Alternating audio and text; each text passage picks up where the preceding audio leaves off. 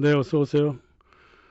뭐 트럼프든 뭐 우크라이나 현재 그 상황이든 간에 유럽이든 간에 이제 와서 뭐 트럼프가 어쩌네, 우크라이나가 뭐 땅을 빼앗기네, 히토리를 빼앗기네, 유럽이 망해가네. 아, 왜 갑자기 이러지 한국 미디어가? 아니 이미 3년 전에 뭐 작은 이성과 IQ 한 80 정도, 그리고 두 눈, 어? 그냥 뭐 한 마이너스 5 정도만 돼도, 관찰력만 있으면 다 알았을 거 아니에요. 얼마나 많은 미디어가 지금 하고 있는 얘기를 했습니까? 이미 3년 전에. 3년 동안 내내 헛소리만 질러대다가 이제 와서 왜 전쟁이 끝나가니까 왜 이상하다는 거야? 왜 이야기가 이상하게 굴러간다는 거야? 뭐가 이상해? 자기네들 머리가 이상한 거죠. 어디서 소스를 갖고 왔길래 그래? 뭐 미국에서 돈도 많이 받았을 테고, 미디어 돈 한두 번 들어옵니까? 한국 그 방송에. 일부러라든지 그렇게 했겠죠. 받아 적은 거지 뭐. 아무리 받아 적는다 하더라도 열정의 수준이 탁 침팬치더라고요. 한국의 미디어들이. 데카르트가요, 나는 생각한다 고로 존재한다 그랬잖아요. 이 말의 뜻은 또 뭐냐면 나는 잘못 생각할 수 있다는 뜻도 있습니다. 그래서 이성을 갈고 닦고 작은 문제부터 차근차근 복잡한 문제까지 맥을 짚어가면서 공부를 해라 그랬잖아요. 이게 왜 그런 거냐면 17세기 이전까지만 해도요, 사람들이요, 내 옆사람, 앞사람, 뒷사람, 또 내 자식, 내 할아버지와 생각이 거의 비슷했어요. 이게요, 사회가 단순해서 생각이 비슷한 게 아니에요. 16세기, 15세기도요, 사회는 굉장히 복잡했습니다. 그러나 우리는 같은 방식으로 생각하는 공동체라고 하는 개념이 있었다고요. 그러나 17세기가 다가오니까요, 이 공동체가 깨져나가는 거예요. 그러니까 차츰차츰 생각이 나와 다른 사람들이 많이 생각나는 거, 생각이 나타나는 겁니다. 성당에 가도 같은 성경을 읽었는데 해석이 달라.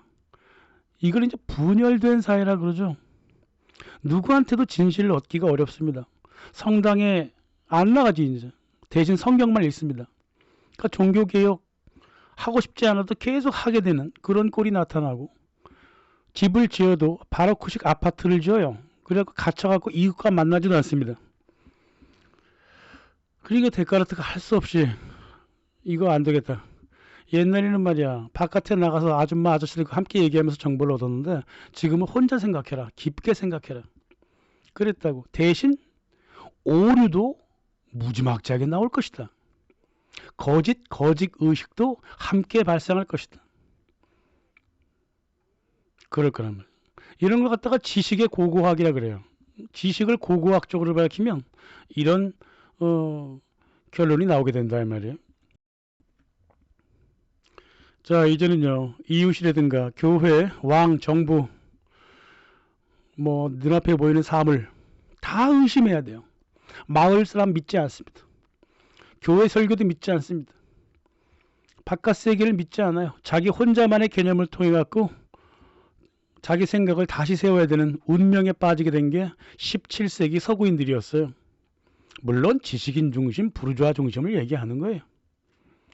토마스 홉스하고 존 로크도 이 세상의 실제 이웃, 역사, 종교, 세계 아무 상관없이 자기들 멋대로 개념을 만들어냈고 마음대로 표현을 했습니다. 인간이며 사회계약이며, 물론 사회계약은 말은 저를 안 했죠. 홉스는 대신 인민의 동의라고 얘기했습니다. 그게 사회계약이에요. 주권이며 이런 허황된 개념들, 단어를 마구마구 사용했습니다. 자기 혼자 놀았어요. 그러니까 진실로부터 계속 멀어져 갔던 거죠. 이게 지금까지 흘러온다고요. 이 객관적인 세계가 아니라 자기만의 주관적인 개념으로 하나의 시스템을 만들어 간다고요. 그러니까 소설 있잖아요. 그 실제하고 아무런 관계가 없는 거 이야기잖아요. 그게 17, 18세기에 나온다고요. 몰 플랜더스, 뭐 로빈슨 크루소, 뭐 이런 게 나타난다. 예수 외에 그 수사학 있잖아요. 말만 잘하면 된다는 거. 이 수사학이요. 유럽의 전 대학을 수놓았습니다.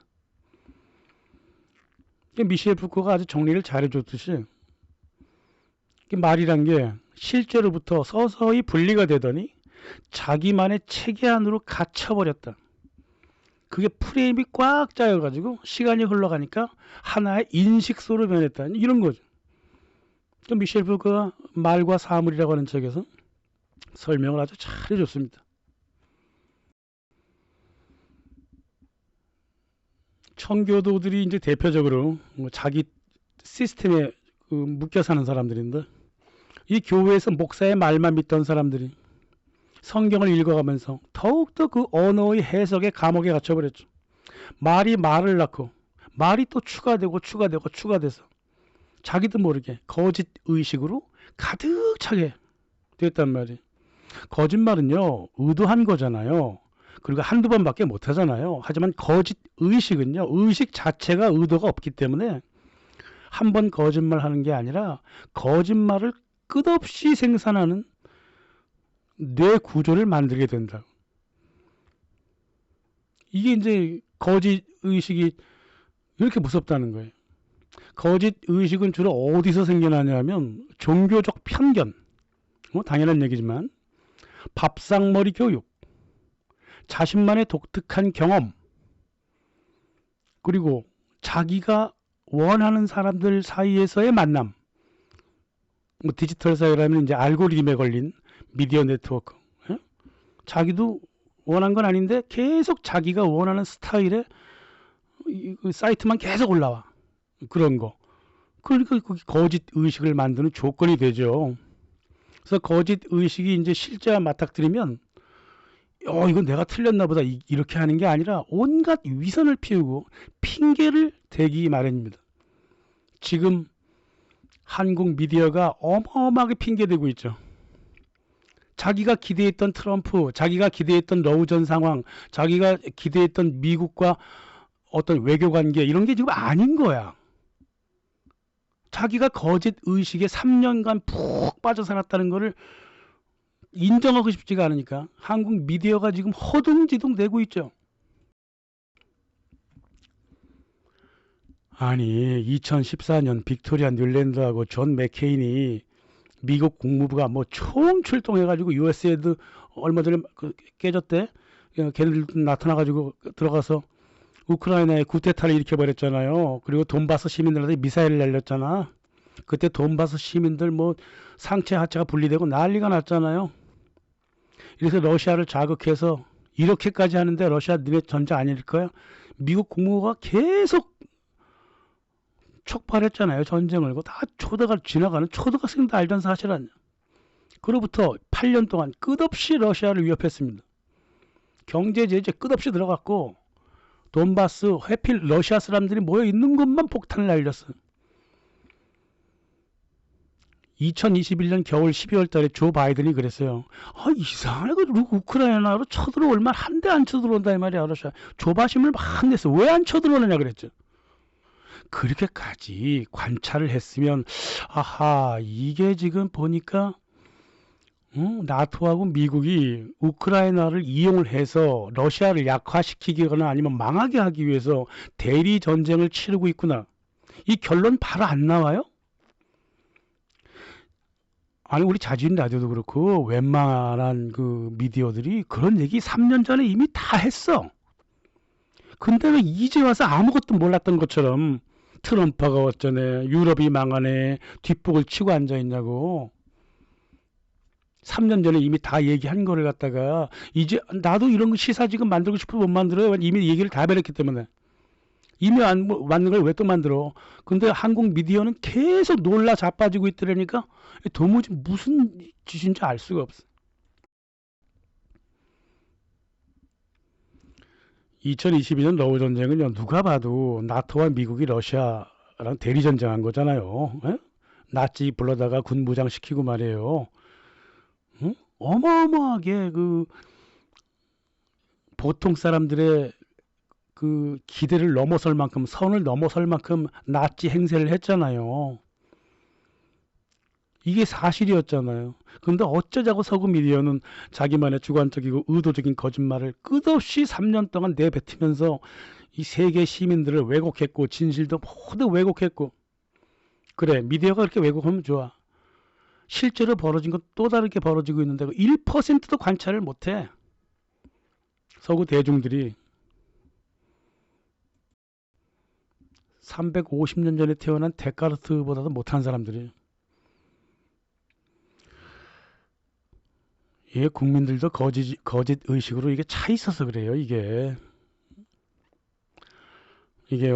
17세기부터 언어와, 철학적인 얘기에서 미안합니다만, 언어와 사물이 서로 분리가 됐다고. 내가 말하는 게 내가 지시하는 게 아닌 경우가 대다수가 돼버린다고. 즉 거짓 의식으로 휩싸이게 된다고. 그 데카르트가 항상 점검하라 그랬잖아요. 그래서 이성을 점검하고 언어도 점검하고, 하물며 아담 스미스도 언어에 관한 논문을 썼잖아요. 글을 썼잖아요. 지금 내가 하고 있는 단어 제대로 쓰는가 점검했음에도 불구하고 점검을 하나도 못하게 돼버렸다고. 그 시절 자체가 그래서 그래요. 18세기가. 무서운 거야. 우리가 언어 속에 빠져 있다는 게요. 실제 속에 빠져야지 왜 언어 속에 빠져 있냐고요. 그러니까 한국 미디어는요, 처음부터 단추를 잘못 잡았어. 일부러 잘못 잡았든 바보 같아서 잘못 잡았든 뭐 잘못 잡은 건 확실하다고. 그러니까 현재도 말이에요. 지금도 러미 회담이 왜 열리는지, 무슨 말이 벌어졌는지, 곧이어 있을 북미 회담이 당연히 벌어질 것인데 그것도 예상 못하고 있고, 한국에서 협중정서, 반중정서가 어떻게 조작돼서 들어왔는지, 유럽이 왜 코너에 몰려 있는지 뭐 제대로 이해하는 미디어가 없어요. 당연하죠. 처음부터 거짓 의식에 빠져 있었으니까 당연히 진단도 못하는 겁니다. 거꾸로 핑계하고 위선만 피우고 있어요. 3년 동안 죄다 거짓 정보를 실어 날랐던 미디어가 말이야, 이제 핑계 대고 있어. 이상하다. 이상하다. 뭐 어쩌고 저쩌고. 가관이야, 가관.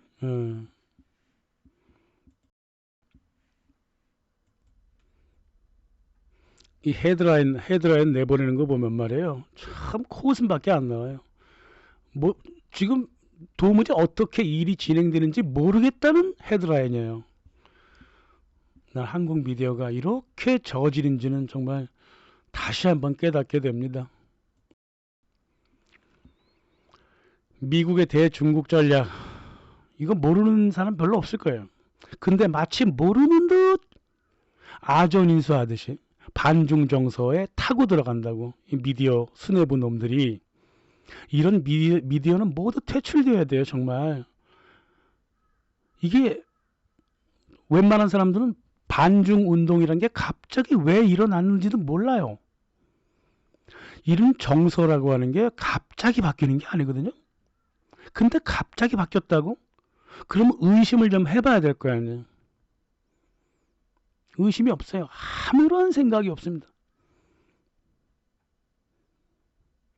뭐 요즘은 캡틴 아메리칸가 복장한 어떤 40대 하나 유튜브에서 봤어요. 탄핵 반대며 어쩌고 하는 그 짐승들의 수준이 딱 그 수준이에요. 사춘기가 아직 안 됐어요. 엄마 앞에서 캡틴 아메리카 방패 들면서 칭얼칭얼 대면서 엄마, 이 수준이에요. 딱 그 수준이에요. 탄핵이라고 하는 게, 내란이라고 하는 게 찬성하고 반대할 거예요 지금 이게? 생각에 시우자도 없는 사람들이죠. 진짜 모르는 거예요? 2020년뿐만이 아니야. 2009년 기억이 안 나네. 2020년, 2022년 중국을 어떻게 공략할 것인가? 군사적 공략, 문화적 공략, 외교적 공략, 경제적 공략 이렇게 나눠가지고 동아시아, 일본, 호주, 한국, 더 나아가 필리핀, 대만, 베트남, 인도를 이용해서 중국을 포위한다. 이런 얘기 다 하고 있었다고. 어? 문화적으로 반중 정서를 일으켜서 고립화시킨다. 이게 미국의 전략 아니에요? 그 전략을 그대로 따라가면서 무슨 자기가 중국을 싫어하는 게 마치 자기의 주관이 선택한 것처럼 헬렐레 하고 있느냐 그 말이에요. 갑자기 2년 전부터 반중 정서가 올라왔고 갑자기 2년 전부터 부정선거 설레발이 나왔으면 이상하다? 옛날에는 안 그러던데 왜 그러지? 이런 생각 안 나요? 내가 지금 미국의 어떤 동아시아 전략에 끌려 들어가고 있나? 이런 생각 안 드냐고.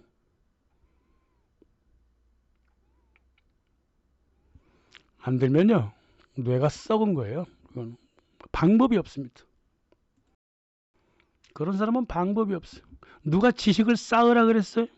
상식만 가지라 그 소리죠. 길버트 키스 체스턴이 말해요.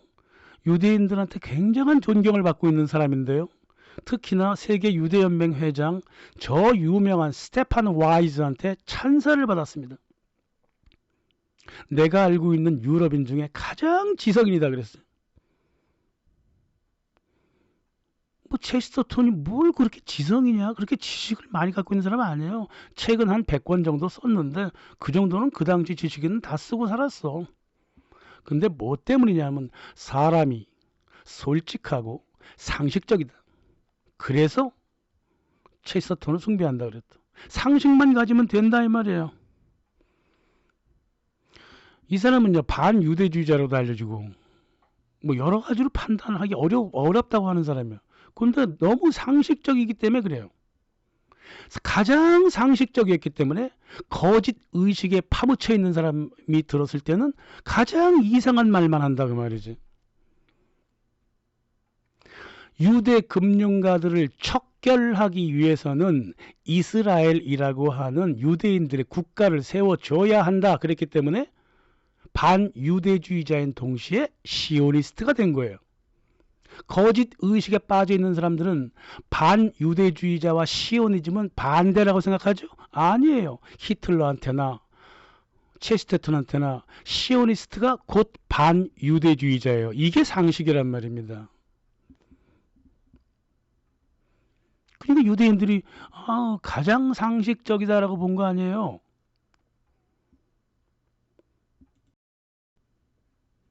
유대인 디스레일리도 그랬어요. 자유주의가 가장 전체주의 아니냐 그랬단 말이에요. 제가 몇 차례 말씀드렸잖아요. 그게 상식이라고. 자유주의자들이 가장 파시스트라 그랬잖아요. 그게 상식이라니까. 유대인들이 가장 솔직하고 상식적인 유럽의 지성이라고 했던 분이 이렇게 얘기를 합니다. 나치즘은 유대인으로부터 나왔다. 이 말이 이해가 안 가면 거짓 의식에 빠져 있는 사람이에요. 왜냐하면 실제이기 때문에 그래요. 유대인이 독일인에게 끼친 1000가지 영향 중 하나가 개신교로부터 발생한 신비주의다. 개신교는 유대교로부터 나왔는데 그 중에 가장 유대적인 엘리먼트 부분을 많이 갖고 있는 게 신비주의인데 거기에 푹 빠진 게 독일의 신비주의고 그 신비주의가 선민주의 사상을 낳았으며 인종주의를 발생시켰는데 이 뿌리가 모두 유대교에서 나온 것이다. 여기에 반박할 수 있는 사람이 있으면 나와보라 그래요. 없어요. 한 사람도 없습니다. 마르크스가 독일계 유대인이에요. 그 염두에 두면서 뭐라 그랬냐면 유대인들은 자본주의가 가장 더러운 방식으로 돈을 벌었다. 금융으로 벌었다 그 말이에요. 앉아서 돈 넣고 돈 먹었다 그겁니다. 빚을 못 갚으면 자산을 뺏어버리고 그렇게 살아왔다고. 그래서 이 유대인들을 무지 비판을 했습니다. 그래서 자본가를 욕했던 공산주의자야? 아니야. 공산주의가 바로 자본주의라 그랬습니다. 이 유대인들은 자본주의로부터 이익을 더 이상 얻지 못하니까 공산주의로 들어갔다. 자본주의와 공산주의의 공통점이 뭔가? 남의 사적 소유를 파괴해서 부를 집중시키는 것이다. 이런 천재 봤습니까? 이거 천재예요. 자본주의와 공산주의의 가장 핵심적인 특징이 뭐냐면 남이 가진 인권과 사적 소유를 분해시켜서 시장에서 싼 값에 가져가 버리는 거예요. 그래서 부를 집중시키는 거고 양극화시키는 거예요. 공산주의는 공산당을 통해서 그렇게 했고요. 자본주의자들은 시장을 통해서 그렇게 했습니다. 이게 공통점이라고 말이에요. 반박할 수 있으면 반박을 해야 되는데 누구도 체스터턴한테 반박한 사람이 없었습니다. 그 위대한 경제학자 누구도 반박한 적이 없어요. 상식만 갖고 있으면 이렇게 이게 어마어마한 해안을 가지게 된다 이 말이에요. 상식만 있으면 되는 거예요.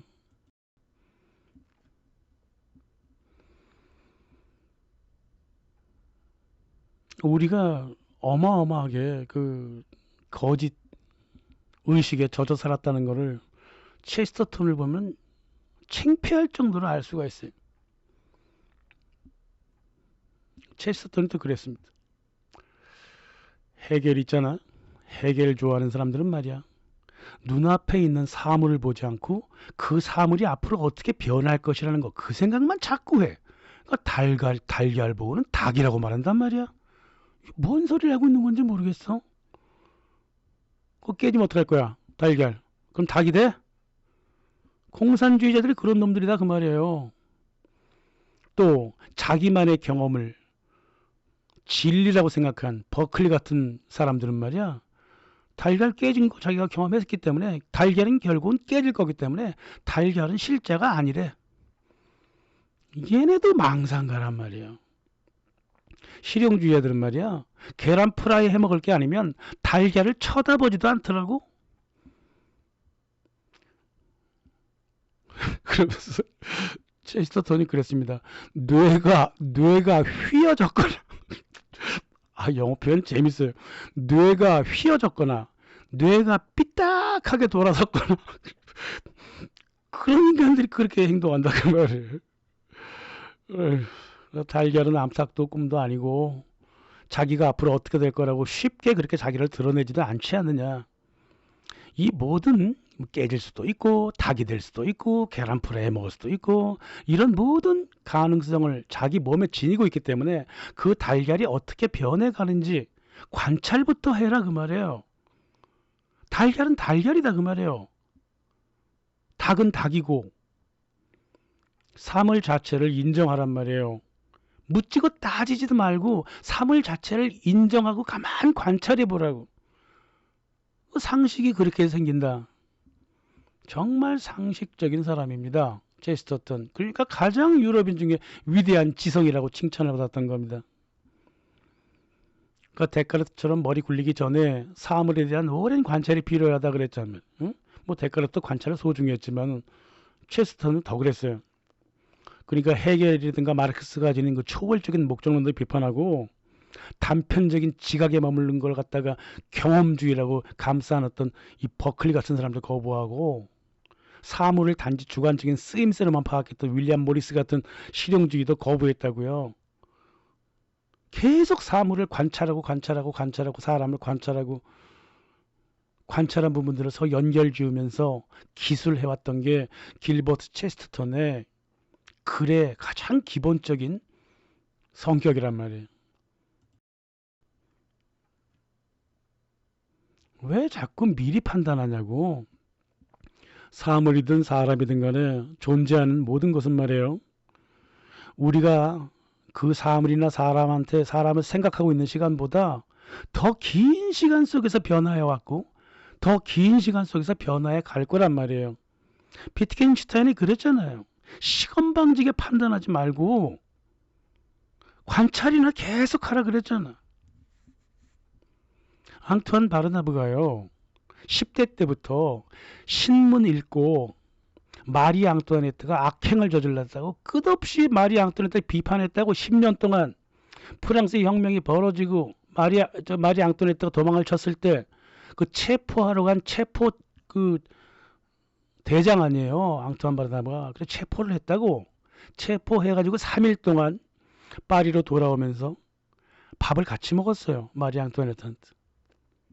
180도 생각이 바뀌어버립니다. 10년간 신문만 읽고 남의 말만 듣다가 직접 만나서 밥 먹고 대화해 보니까 아, 이 사람이 그런 사람이 아니더란 말이야. 180도 바꿔가지고 입헌군주제로 자기 정치 성향을 바꿔버리고 무릎을 꿇고 왕족을 꼭 지켜주겠다고 충성을 다짐했다가 결국 단두대에서 처형당했잖아요. 이렇게 실제를 보면 자기가 뭉게뭉게 언어로 만들어진 이미지를 벗겨낼 수가 있는 거예요. 어디서 그렇게 미디어나 읽고 신문이나 읽고 나서 뭘 세상을 다 아는 것처럼 말이에요. 그러면 안 되겠죠. 한국에 그런 사람들이 너무 많아서 비트겐슈타인은 그래도 가장 솔직한 체스터턴만큼이나 솔직한 철학자잖아요. 생각하기 전에 먼저 관찰하고 응? 뭐 말하기 전인가 아니라 생각하기 전이에요. 원래가 생각하기 전에 먼저 관찰하고 말할 수 없는 건 침묵하라 그 말이에요. 철학이 무슨 과학이냐? 과학은 과학은 진실을 다가가려고 반증을 계속 찾아가는 학문이지만 철학은 그게 아니야. 철학은 인베스티게이션이야. 그냥 조사하고 형사가 사건 조사하고 증거물을 쫙 펼쳐놔. 그게 철학이야. 거기에 대해서 이 증거물은 뭐를 위한 것이고 이 증거물은 뭐를 위한 것이라고 함부로 해석하고 떠들어대지 말란 말이야. 네가 무슨 세상을 그렇게 많이 잘 알아? 이랬다 이 말이에요. 과학자도 아니고 철학자도 아닌 일반 노인네들이 뭘 그렇게 가볍게 세상을 다 아는 척 깝죽대면서 말이야. 탄핵을 반대하네 어쩌네 저쩌네 헛소리를 해대고 있냔 말이야. 민주주의 미음자도 모르는 사람들이 자유주의의 지읒뜻을 모르는 사람들 아니에요. 그 사람들이 모두. 게다가 세계가 지금 전략적으로 확 바뀌고 있어요. 우리는 이 바뀌는 것을 지난 몇 년간 관찰을 해왔잖아요. 이런 식의 지금까지 해왔듯이 가볍게 함부로 판단하고 날뛰면 이 나라 정말 큰일 나버립니다. 냄비는요 물을 빨리 끓게 하고요. 그랬죠. 라면 다 먹었으면요 이제 설거지 해야 돼요. 차갑게 해야지 설거지를 할 수 있지. 머리를 좀 차갑게 할 필요가 있어요. 지금 이렇게 바깥이 뜨거운 시절에는 머리를 차갑게 해야 된다 이 말이에요. 지금 말할 수 있는 게 없어요. 지금 당분간은 침묵하고 관찰하라 그 말이죠. 그게 비트겐슈타인의 교훈이에요. 민주주의 다음 편 만들기 전에 또 쓸데없는 밑밥을 하나 깔았습니다. 감사합니다.